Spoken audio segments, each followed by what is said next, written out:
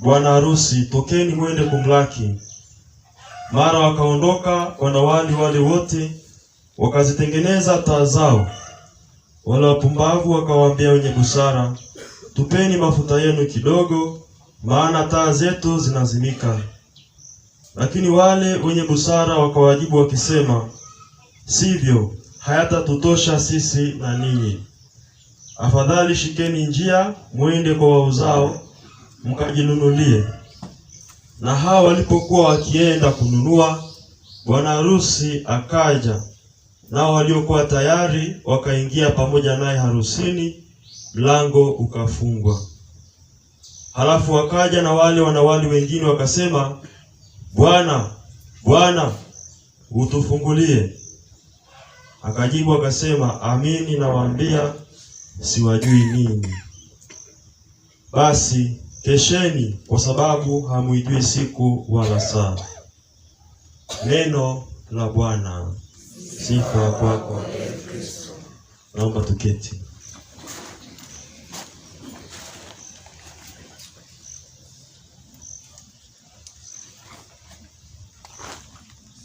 Wapendwa wanafamilia, kwa namna pekee waheshimiwa na wapendwa masista na watoto wa marehemu wetu na ndugu na jamaa, maandiko haya ambayo tumeyasikia naomba yatuongoze katika tafakari na sala zetu za kimya kimya tunapomwombea mpendwa wetu. Bwana Yesu anatupatia fundisho hilo na mithali hiyo na wanawali 10 ambao wameambiwa keshe ili kumsubiri bwana wao ambaye basi anakuja kutoka harusini. Kuna 5 wanawali wao 5 walikuwa ni wapumbavu na 5 wenye busara. Tunaambiwa kwamba wale wapumbavu walilala usingizi, lakini wenye busara walihakikisha taa zao zina mafuta mpaka mwisho. Lakini bwana harusi alipokuja, tumeona kuna makundi mawili. Wale 5 wenye busara waliokesha wakimngojea bwana wao watahakikisha kwamba taa zao zina mafuta, walipata bahati ya kuingia na bwana harusi katika ukumbi. Lakini wale wengine 5 ambao ni wapumbavu walikosa nafasi hiyo. Lakini msitizo upo katika hiyo aya ya mwisho ambayo Bwana Yesu anasema kesheni, kwa sababu hamujui siku wala saa. Lakini ukienda kusoma pia Injili ya Luka sura ile ya 12 aya 35 hadi 40, Bwana Yesu pia anatuasa sisi binadamu tukiwa hai, anatuambia viuno vyenu viwe vimefungwa na taa zenu ziwe zinawaka. Heri watumishi wale ambao bwana wao atakapokuja atawakuta wanakesha. Nanyi jiwekeni tayari, kwa kuwa saa msiodhani mwana wa Adamu atakuja. Kwa hiyo ndugu zangu wapendwa, tutambue kwamba sisi tukiwa hai tuna wajibu wa kujiandaa. Tuna wajibu wa kujiandaa kukutana na Mungu kwa njia ya kifo. Leo tuko hapa kwa ajili ya kumkumbuka ndugu yetu Baltazari, na tumeahirisha shughuli nyingine zote tulizokuwa nazo kwa sababu ya mpendwa wetu, kwa sababu ya hii familia. Ratiba zimebadilika ili tuweze kuja hapa kwanza kabisa kumsindikiza katika safari yake ya mwisho, lakini pili kwa ajili ya kutafakari juu ya maisha na juu ya kifo. Kwenu na familia, najua mna maumivu tena makubwa. Kuna pengo ambalo limetokea kutokana na kifo cha mpendwa wenu ambalo halitazibika. Ni pengo tayari hilo. Kuna sauti ambayo hamtaisikia tena, ni Baltazari. Lakini katika hali hii ndugu zangu, neno la Mwenyezi Mungu liwafariji, liwatie nguvu, kwamba kuna siku moja tukiamini kabisa Mwenyezi Mungu ana huruma sana, basi kimsamehe madhaifu yake ya kibinadamu, basi atamkaribisha mbinguni, tutapata nafasi siku moja pengine ya kumuona. Kwa hiyo mwe na imani na tumaini kubwa kabisa. Muendelee kumuombea, na hata pamoja na kwamba tunafuata utaratibu huu siku ya leo kupumzika, muendelee kusali, muombea sala nyingi sana. Sasa ndugu zangu, swali ambalo kila mmoja wetu naomba litafakari siku ya leo, tujiulize, kila mmoja ajiulize, na pengine jiambie binafsi, na mimi najiambia binafsi kwenye moyo wangu. Je, taa yako inawaka au imezimika? Taa yangu inawaka au imezimika? Taa yako wewe inawaka au imezimika? Taa ya mke wako au mume wako inawaka au imezimika? Yesu alisema viuno vyenu viwe vimefungwa. Kufunga kiuno maana yake nini? Walifanya hivyo Waisraeli walipokuwa wanaanza safari kutoka kule Misri utumwani, wanaenda nchi ya ahadi. Waliambiwa waadhimishe Pasaka, na baada ya kuadhimisha Pasaka ile basi wale chakula cha jioni ambacho kitawapa nguvu waanze safari kuelekea nchi ya ahadi. Viuno vyao viwe vimefungwa. Kiuno kufungwa maana yake ni mtu yuko tayari kuanza safari. Ni lugha ya Biblia hiyo. Kufunga kiuno ni ishara ya mtu ambaye yuko tayari. Tayari wa kuanza kazi fulani, tayari wa kuanza safari fulani. Kama askari ambaye anakaza mkanda wake kabla ya vita, anakuwa tayari. Au mkulima ambaye anakunja shati ili aanze kulima, anajiweka tayari. Kwa hiyo Yesu anasema kwa maneno mengine kwamba tusiishi maisha legelege. Tumsifu Yesu Kristo. Tusiishi maisha legelege. Tuwe tayari. Tuwe tayari. Tusiishi maisha ya kesho. Tuishi sasa hivi. Hayo maisha ya safari ya kwenda kwa Mungu. Tuanze sasa hivi. Tuanze leo. Tuonyeshe umakini katika maisha yetu. Watu wengi tunaishi maisha ya legelege. Watu wengi ndivyo tulivyo, tena kiroho. Mtu anasema nitabadilika baadaye. Kama ni pombe na msumbua, anasema nitaacha siku moja tu, haina shida. Haya ni mapambano ya kibinadamu. Pengine katika swala hili la ulevi, hata kwenye mazingira yetu, huenda kuna watu ambao hawana muda hata wa kula chakula. Ni asubuhi ameshamkia kwenye pombe, hana muda wa kwenda kazini. Amekaa kwenye kijiwe tu kuanzia asubuhi mpaka jioni. Yupo na mwingine ambaye hata uchumi wake wa familia unashuka kutokana na kuendekeza pombe. Sasa ni lini ambapo taa itawaka tena upya? Na hata unaweza kuwa umeweka maazimio ndani ya moyo kwamba nitaachana na kitu hiki, kinarudisha nyuma, kinaharibu familia yangu, kinaharibu uchumi wangu, kinaharibu future yangu. Unaapa kinaharibu maisha yangu ya kiroho. Lazima uweke nia, lakini pia ujiepushe na mazingira. Ujiepushe na mazingira ambayo yanatupeleka kuishi kuendelea kuwa na mambo hayo kwenye maisha yetu. Kufanya maamuzi ya lazima. Ujiondoa kwenye mazingira. Kuchagua marafiki ambao watakuongoza katika mazuri. Maana marafiki ndio wanatupeleka mbinguni au motoni. Tumsifu Yesu Kristo. Na unapofanya uamuzi, kwa kweli ufanye maamuzi ya kweli na ya dhati. Kugeuka, kurudi kwa Mungu. Yuka kama yule mtu ambaye tunaambiwa alienda kanisani, akafanya toba kweli, akasema kuanzia leo mimi na pombe bye bye. Pombe imeharibu uchumi wangu. Pombe imenifanya afya yangu imedorora. Pombe imenifanya nikosane na ndugu zangu kwa sababu natoa matusi. Pombe imesababisha hayo yote. Basi akaondoka akajisikia tayari amepona kiroho. akawa anafunga safari kuelekea nyumbani, anamtukuza Mungu. Basi njiani akakutana na kreti la bia. Ilikuwa halina kitu, lakini basi akawa amekutana nalo, akawa amekasirika kweli. Kaanza kuchukua chupa moja moja na ivunja. Chukua chupa ya kwanza na ipiga kwenye jiwe. Shenzi kabisa, wewe pombe ndio umesababisha maisha yangu yamekuwa namna hii. Chukua chupa ya pili, hivyo hivyo anaendelea. Wewe pombe ndio umesababisha afya yangu imedorora. Wewe pombe ndio umeleta magomvi kwenye familia yangu, umeharibu familia yangu. Kwa bahati nasibu, kumbe kulikuwa kuna chupa moja ambayo ina bia. Basi akaichukua taratibu kwa heshima na adabu, kama mtu anabeba sakramenti ya Ekaristi. Kaiweka pembeni, anasema, rafiki yangu kipenzi, subiri nimalizane na hao wenzako alafu tutakuja tuzungumze baadaye.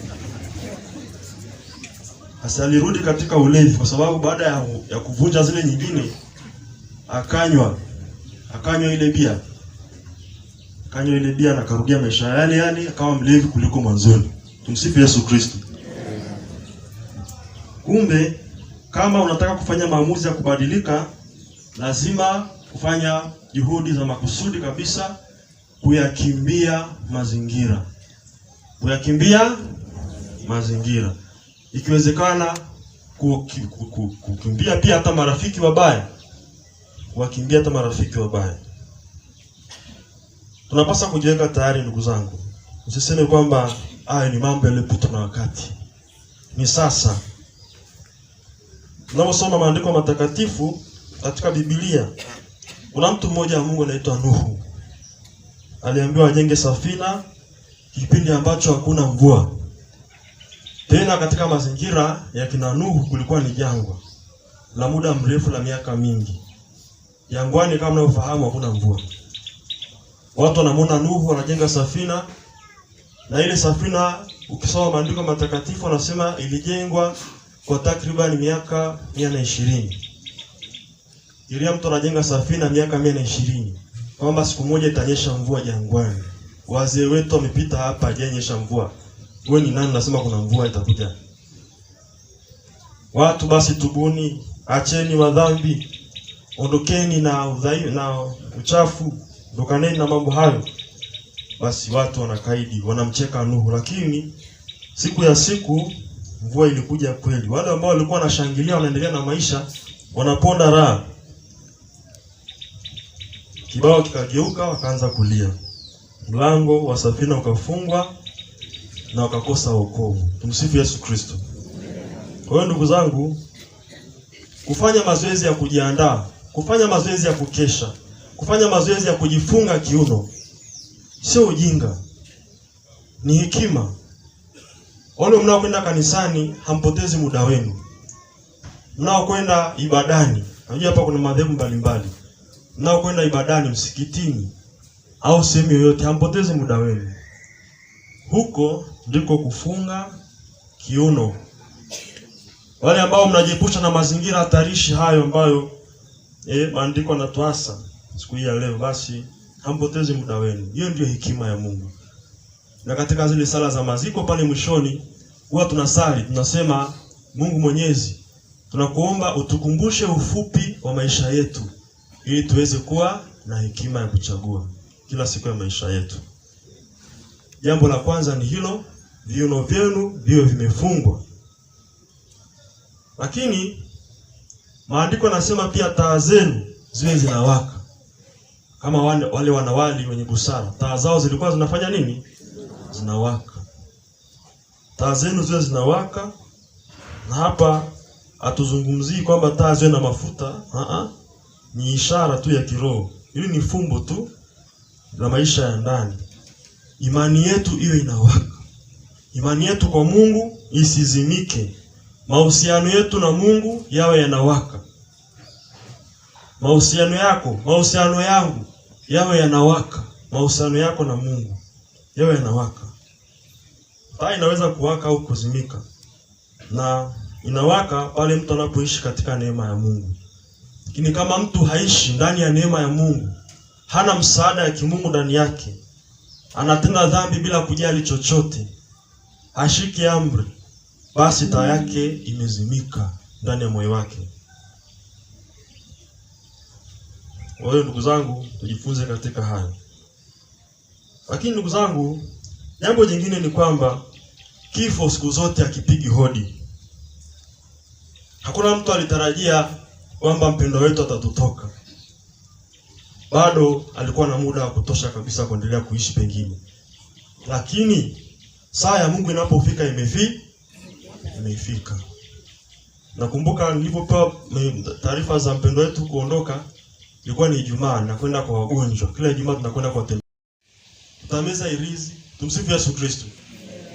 Maana kuna mtu anaweza kameza irizi akaendelea kuwepo tu miaka mingi. Mungu akishaamua ameamua.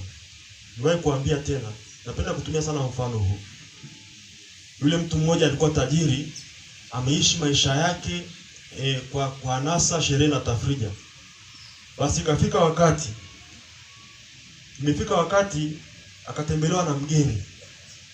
Na yule mgeni akamwambia, "Bwana, unaona hii notebook nimebeba? Hii notebook hii ina majina ya watu ambao leo hii wanapaswa kufa.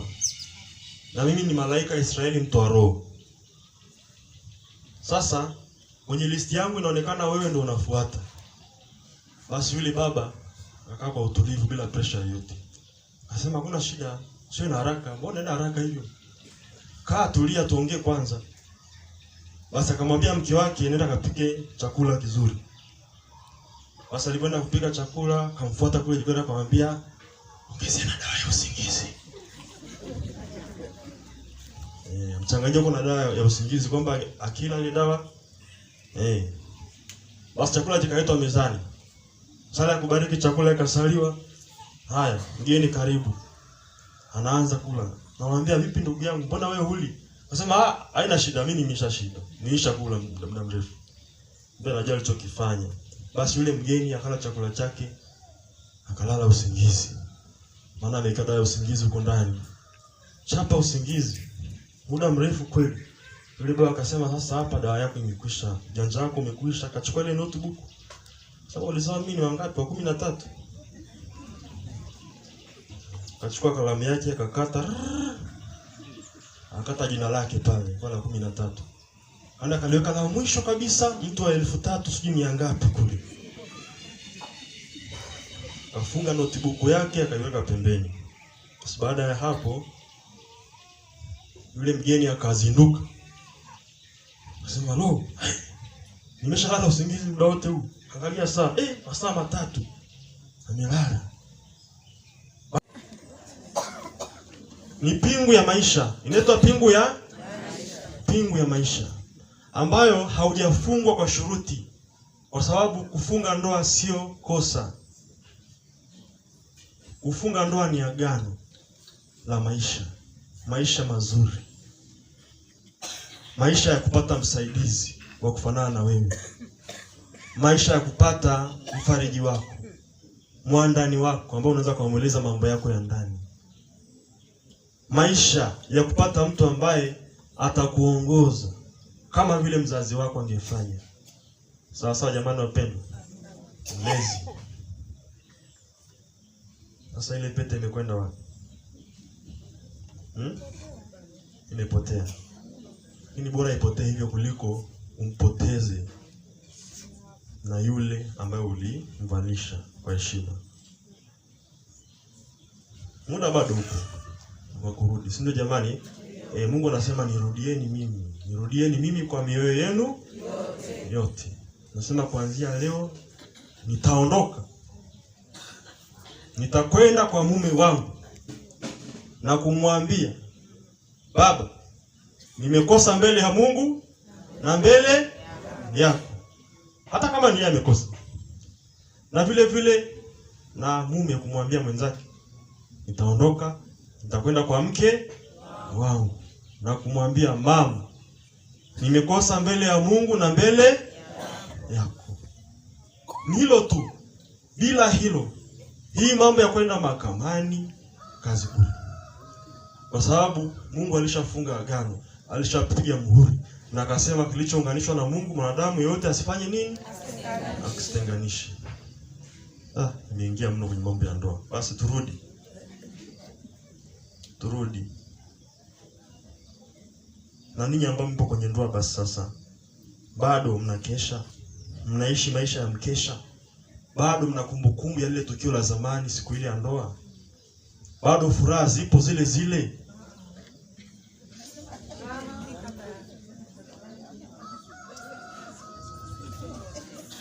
Mahali fulani kanisani nikawauliza watu, nikawaambia, nyie kina mama mlioko hapa ambao mmeolewa, mnyosheni vidole. Hapo je, niwaulize, nyinyi mnyosheni vidole kina mama mlioolewa. Nyosha tu mkono hivyo wa kuume. Sasa hivi ni wa kuume, nyosha wa kuume. Mwingine anaogopa kunyosha. Na kule mlinyosha, msiogope, si wazodoi. Haya, nyosha. Haya, safi. Shusha chini. Sasa ngoja nikuulize. Mungu leo hii angekupa nafasi ya kuchagua upya mume wa kuolewa naye, ungechagua huyo uliye sasa?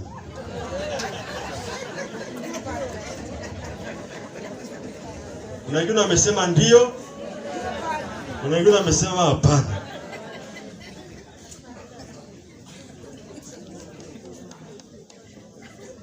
Ninyi ambao mmesema hapana, mna swali la kutafakari. Ndio sababu tuko hapa. Mna sababu ya kutafakari kuanza upya. Sawa sawa jamani? Kipindi cha Pasaka ni kipindi cha maisha mapya. Ni kipindi cha ufufuko. Ni kipindi cha kuvaa mavazi tuliyoyavua. Tuvae mavazi tuliyoyavua. Kuvaa upendo tuliouvua. Yale majina ambayo mlikuwa mnaitana mwanzoni, endeleeni kuitana. Endeleeni kufanya nini? Mtana. Jina gani? Hani. Amenyosha kidole moja. Mwingine anasema huko baby. Mtu mzima na kipara na mvi baby. Jina gani tena? Sweetie. Jina gani tena? My husband. Kachumbari. Haya. Bado mnaitana yale majina. Baada ya mwaka mmoja, baada ya miezi miwili, alikuwa anaitwa baby, honey, sweetie, sasa hivi anaitwa kenge. Haya.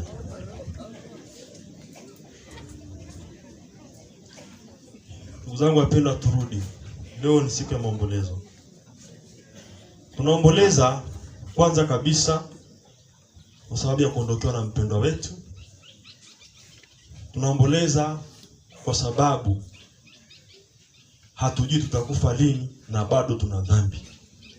Hatujui tutakufa lini na bado tupo huko nje ya ndoa. Hatujui tutakufa lini lakini tupo ndani ya sufuria. Hatujui tutakufa lini tupo kwenye vijiwe tunabugia pombe, hakuna kwenda kanisani. Hatujui tutakufa lini tumekaa mbali na jumuiya zetu. Hatujui tutakufa lini kila siku ni ugomvi ndani ya familia.